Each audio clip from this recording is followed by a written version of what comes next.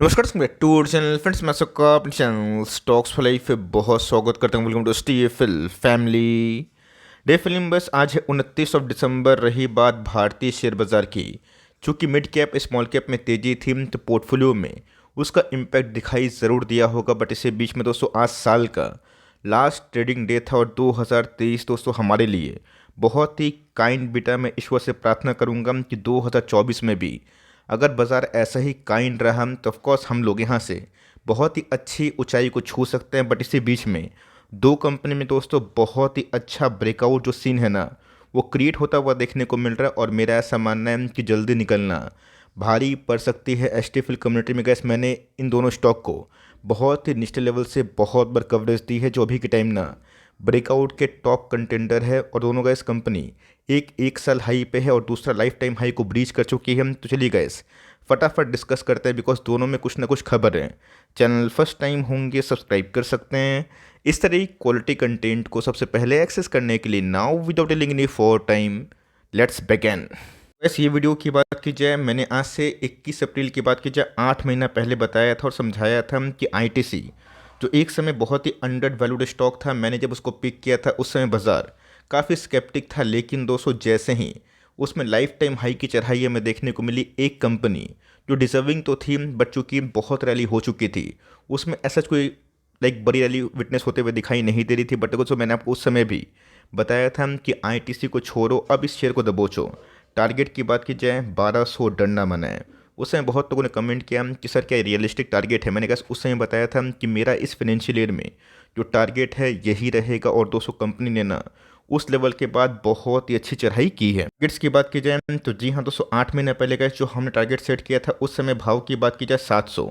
और इस कंपनी ने कहा इस ब्लू चिप होने के बावजूद भी, निफ्टी 50 में होने के बावजूद भी एक साल में ऐसा कोई बड़ा रिटर्न्स पेश नहीं किया था। बिकॉज मार्केट की बात की जाए उस समय सेंटिमेंट बहुत ही खराब थे। यहाँ दोस्तों जो पहला स्टॉक है बहुत लोग समझ भी गए होंगे मैं किसके बारे में डिस्कस करने वाला हूँ।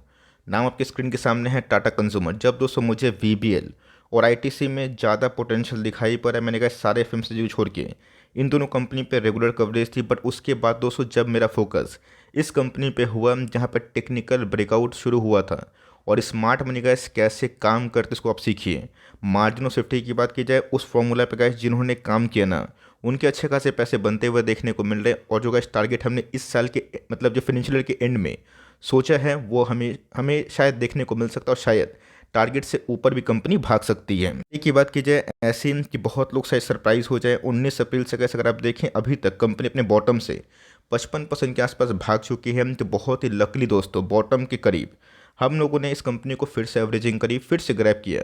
अब मुझे गैस बॉटम तो इधर बनेगा ये पता नहीं था, लेकिन यस यहाँ पे गैस इतना तो कंफर्म था कि कंपनी मार्जिन ऑफ सेफ्टी पे है। अगर कंपनी गिरती है तो बाउंस बैक भी उसी रफ्तार से मिल सकता है। जी हाँ दोस्तों, पिछले कुछ समय से आपने देखा होगा कि टाटा की बहुत सारी कंपनीज ने बहुत ही ताबड़तोड़ परफॉर्मेंस किया। इसमें टाइटन की बात की जाए, ट्रेंड की बात की जाए, टाटा पावर की बात की जाए, मोटर्स की बात की जाए, इस कंपनी की बात की जाए, अभी तो गैस ब्रेकआउट शुरू हुआ है।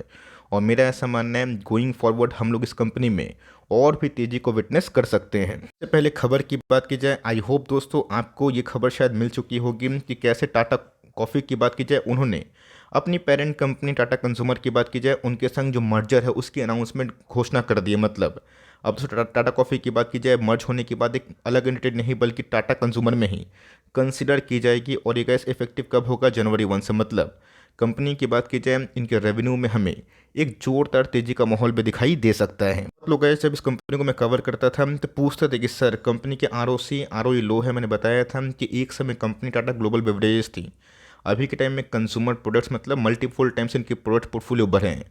और उसमें एक चीज़ नोटिस करिएगा कि जल्दी ही आपको आरओसी आरओई में चेंजेस देखने को मिलेंगे। और उसके साथ साथ ना कंपनी के ईपीएस को फोकस करें तो आज गैस देखते ही देखते कंपनी 1 लाख करोड़ के आसपास की मार्केट कैप हो चुकी है।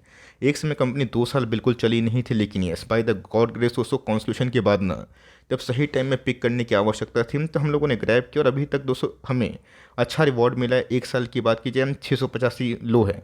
रही बात 81 के पी के संग कंपनी के आरओसी आरओई अभी भी लो दिखाई पड़ेंगे, बट कंपनी प्रॉफिट पीछे से बहुत ही अच्छे वे से कर रही है। इसी के संग अगर आप देखें टारगेट कैसे पता सेट कैसे होते हैं कि कंपनी के टॉप लाइन बॉटम लाइन कैसे हो रहे हैं और कंपनी इन्फ्लेशन में भी अपने मार्जिन्स को रिस्टोर कर पा रही है या फिर नहीं। सारे एफएमसीजी का दोस्तों कहानी ऐसा नहीं था, ऐसे बहुत सारे एफएमसीजी थे जो मार्जिन में कॉन्ट्रैक्शन पेश किए थे।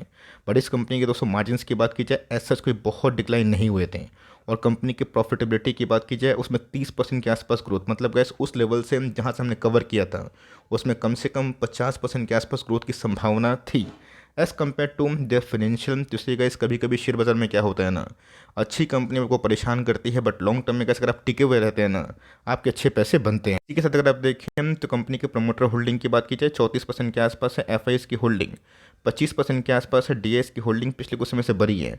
और पब्लिक होल्डिंग की बात की जाए एक समय बहुत ही ज़्यादा थी जिसमें थोड़ी बहुत गिरावट हमें दिखाई दे रही है। करना क्या है, करना क्या कुछ नहीं है, बिकॉज इस समय जो वॉल्यूम ब्रेकआउट हुआ है ना, इस बात का इंडिकेशन है कोई तो बड़ा पार्टी इस कंपनी को 700 के लेवल पे ठीक ठाक एक्मुलेशन किया और 850 900 के लेवल पे ऑफकोर्स उसमें चढ़ाई हमें देखने को मिल रही है। तो जी हाँ दोस्तों, कंपनी में ना अगर आप वॉल्यूम वाइज देखें तो बहुत ही हेल्दी वे से हमें एक्मुलेशन के बाद एक ब्रेकआउट देखने को मिल रहा है, जो मेरा ऐसा मानना है गोइंग फॉरवर्ड काफ़ी हद तक कंटिन्यू हो सकता है। बात मंथली चार्ट की तो क्लियर कट दोस्तों बुलिश क्रॉसओवर हमें मैकडी में देखने को मिल रहा है। और अभी तक है जो मंथ शुरू हुआ ना, दिसंबर का महीना, इस पूरे मंथ में अ काइंड ऑफ मोरोबसु कैंडल बनता हुआ देखने को मिल रहा है। मतलब दोस्तों लो से कंपनी हाई में ही ट्रेड करी, ख़त्म करी कारोबार इस पूरे इंटायर महीना में। और यहाँ पे दोस्तों जो मैकडी का सिग्नल है काफ़ी बुलिश होता हुआ देखने को मिल रहा है। ऑल दो गैस अभी तक जो वॉल्यूम की बात की जाए ना उतने तगड़े तो नहीं है, बट मेरा ऐसा मानना है गोइंग फॉरवर्ड हम लोग वॉल्यूम में और बुझाल दिखाई दे सकता है। रही बात गैस कंपनी के प्रॉफिटेबिलिटी की, वो बहुत ही अच्छे वे से ग्रो कर रहा है। अब देखना बनता है कि Q3 के नंबर्स कैसे आ रहे हैं। कोई भी डिप दोस्तों बिलो 1000 घुसने का मौका बन सकता है। अगर आपको डर लग रहा है तो आप वेट एंड वॉच कर सकते हैं। बट ये अगर आपके पास पोजीशन है आप कंटिन्यू करें, या फिर कैसे जो हमारा टारगेट था 1200 या फिर 1200 प्लस, आप उसके ऊपर एक प्रॉफिट बुकिंग का विचार अपने सेल्फ रिसर्च पे कर सकते हैं। वैसा मत बोलिएगा कि सर प्रॉफिट बुकिंग की है, स्टॉक 2x हुआ उसके बाद फिर से भाग गया। कभी कभी कहीं जब कंपनी हाथों से निकलती है तो कंपनी में एक जो फोमो रैली है ना, उसकी वजह से स्टॉक थोड़ा बहुत और भाग जाता है। दूसरी कंपनी की बात की जाए, ये कैसे एक मिड कैप क्वालिटी का स्टॉक है जो आज हमें 1 साल हाई पे जाता हुआ देखने को मिला। और इसने पिछले कुछ समय से सारे रेजिस्टेंस को ध्वस्त कर दिया है और आज हमें 4% के आसपास तेज़ी का माहौल देखने को मिला। इनिशियली अगर आप देखें तो कंपनी फ्लैट थी, बट अचानक से हमें एट द एंड में 1327 के आसपास हाई भी देखने को मिला। तो कंपनी गैस अपने बॉटम से ना आज इंट्राडे में 5-6% भाग चुकी है। कंपनी का जो प्रोफाइल पिछले 1 साल से नेगेटिव था उसमें हमें जोरदार सुधार देखने को मिल रही है। कंपनी की प्रोफाइल की बात की जाए 21% के आसपास देखने को अमूमन देखने को मिल रहे हैं, बट बॉटम की बात की जाए वहाँ से गैस कंपनी आराम से 40-50% के आसपास चढ़ चुकी है। दोस्तों कल के दिन में मैंने जो लिस्ट बताया था 5 स्टॉक का, उसमें गैस इसका भी नाम था। अगर आपने लास्ट के वीडियो को नहीं देखा तो उसमें मैंने बताया है कल के दिन का कि कौन सी 5 कंपनी को भले आप खरीदें ना बट बेचने से बचें। उसमें गैस इस कंपनी का भी नाम देखने को मिल रहा है। और इसने गैस बहुत दिनों के बाद ना एक सॉलिड जो ब्रेकआउट उसको देना स्टार्ट कर दिया। बहुत लोग शायद समझ भी गए होंगे। मैं इधर पे एप्पल इंडिया के बारे में डिस्कस करने वाला हूँ। याद होगा दोस्तों बीच में एप्पल इंडिया ने बहुत सारे न्यू पेटेंट को साइन किया था और इस बात का आश्वासन दिया था कि लॉन्ग रन में इनके बिजनेस में जो कंपनी का फोकस है वो क्वाइट इंटैक्ट है। रही बात कंपनी के प्रमोटर्स द्वारा हमेशा से ही बुलिश कमेंट्री हमने पिछले 3 साल से देखी और ये भी नोटिस किया कि कंपनी क्लेम करती है कि इंडस्ट्री में अगर 20-25% के आसपास ग्रोथ है तो एप्पल इंडिया मोर लेस उससे ज़्यादा ग्रोथ करेगी। बट अभी तक इस मार्जिन्स में कम रिकवरी की वजह से जो प्रॉफिटेबिलिटी है उतने अच्छे नहीं है। बट कंपनी गैस अभी भी ना मीडियन की पी के आसपास ट्रेड कर रही है। कंपनी की बात की जाए एडटेक बिजनेस में काम करती है। नेस्टेक के बहुत सारे शेयर्स काफ़ी महंगे हो चुके हैं। अब सिंपल सी बात है, एडटेक बिजनेस में कंपनी काम करेगी तो कंपनी को जो मेन ऑर्डर बुक की बात की जाए फिर क्लाइंट की बात की जाए कब खर्च करते हैं, जब उनके पास पैसे बचते हैं। तो लो इंटरेस्ट के इन्वायरमेंट में गैस इन सब के कंजम्पशन में ना अच्छी खासी बढ़ोतरी होती है।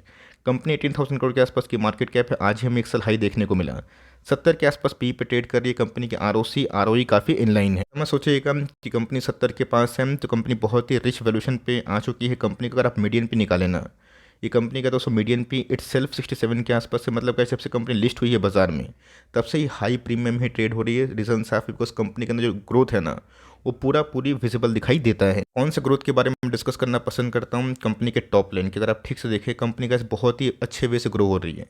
21 से टीटीएम में कंपनी के प्रॉफिट 3x हुए हैं। कंपनी के चूँकि गैस मार्जिन्स में 3-5% के आसपास गिरावट देखने को मिली, इसलिए गैस जो प्रॉफिटेबिलिटी है ना वो थोड़े बहुत कम हमें देखने को मिल रहे हैं। बट ये भी गैस काफ़ी हाई है। और मेरा ऐसा मानना है कि जो गलती उन्होंने बॉबल एआई को और जैम को एक्वायर करने के बाद की थी कि लो मार्जिन बिजनेस को उन्होंने ऐड किया था, जिनके मार्जिन 17-18% के आसपास थे, जिसकी वजह से गैस ओवरऑल जो पैट है ना उनके फिगर्स खराब हुए हैं। बीच में गैस प्रमोटर्स ने बोला भी था कि अब वो जिस कंपनी को भी एक्वायर करेंगे उनका जो मार्जिन है ठीक रहेगा तो ही एक्विजिशन वो कर सकते हैं। ये पास अगर आप देखें तो 1500 करोड़ के आसपास रिजर्व्स और बोरोइंग्स की बात की जाए बहुत ही ना के बराबर है। ये बीच में गैस नवंबर के आंकड़े मैंने आपको दिखाया भी था कि प्रमोटर का स्टेक की बात की जाए थोड़ा बहुत घटा है, बट एफआईएस ने अपने स्टेक को ट्रेमेंडसली बढ़ा लिया है। डीएस की होल्डिंग भी 14% के आसपास है और एक समय तो छोटी पब्लिक की होल्डिंग 15% के माफ करिएगा 18% के लगभग थी, जो गैस अभी गिर के 15% के नीचे आ चुकी है। ऐसा मानना है दोस्तों ये तो रैली की शुरुआत है, ये तो गैस जस्ट रिकवरी हमें देखने को मिल रही। अभी पुराना हाई टूटेगा, नया हाई लगेगा, नंबर्स आएंगे और नंबर्स कुछ कहलाते हैं। उससे कैसे ट्रिगर कैटलिस्ट पॉइंट हो सकता है। नंबर्स अगर इनलाइन होते हैं तो बाजार में चढ़ाई का एक मौका मिलता है। अगर नंबर्स इनलाइन नहीं होते हैं तो हमें पैनिक सेलिंग भी दिखाई पड़ सकती है। बट यस हमें कैसे फोकस करना है Q3 के नंबर्स।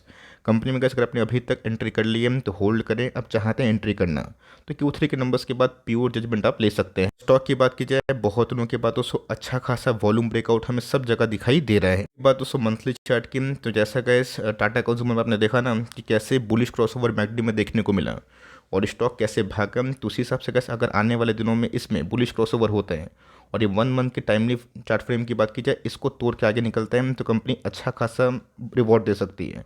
वॉल्यूम्स पहले से बढ़े हैं और स्टॉक के आरएसआई इंडेक्स में भी सुधार देखने को मिल रहे हैं। आपका क्या पॉइंट ऑफ व्यू है कमेंट बॉक्स में बताइएगा और कौन सी कंपनी को आप होल्ड करते हैं, चाहे तो उसको भी आप लिख सकते हैं। वीडियो अच्छी लगी तो प्लीज़ लाइक करिएगा और चैनल फर्स्ट टाइम होंगे सब्सक्राइब करके बेल आइकन को प्रेस करना भी ना भूलिएगा। तो गाइस मिलते हैं जल्दी ही, तब तक के लिए bye. Thanks for listening friends, God bless you all.